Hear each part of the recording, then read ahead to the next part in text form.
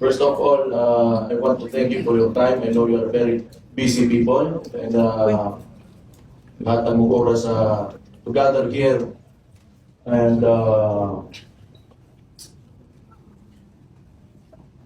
let's cooperate and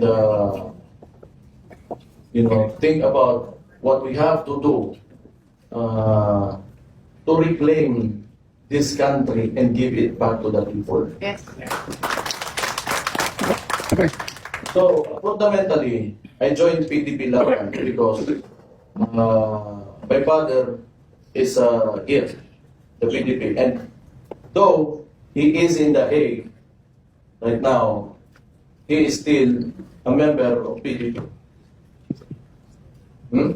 Yes. Yeah, still the chair of PDP Laban. While he is not here,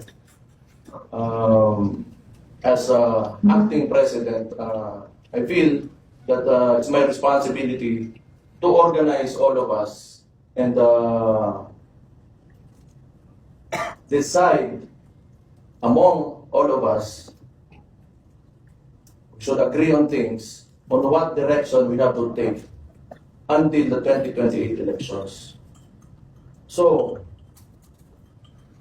what is the concern? It is the country and its people. So I believe, kayo lahat na nandito ngayon, and who those who follow and believed in my father, kaya nandito pa rin kayo because you still believe that we can make a better country and a better tomorrow. Not only for us. Ako may mga anak ako, kayo may mga anak kayo, may mga ako kayo.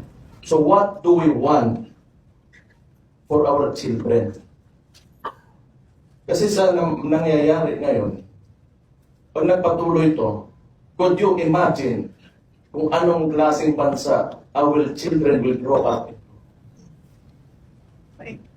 Tayo sanay tayo sa hirap because, but we want more, we want to make our children have a comfortable life, have a peaceful country, free of corruption, that's the main thing, free of crime, and good governance. It doesn't have to be perfect. Wala naman talagang perfecto sa dito.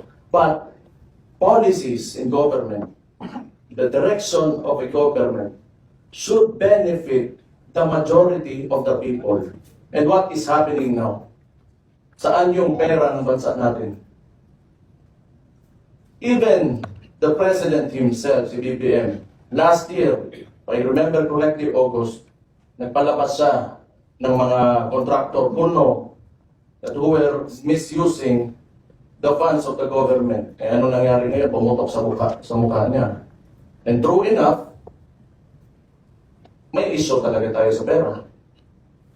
Hindi na pupunta. We have ghost projects. We do not have infrastructure. And how can people, especially the ordinary Filipino, yung mga mahirap, how can they move about and help themselves if the government does not properly use government funds to improve the lives of these people?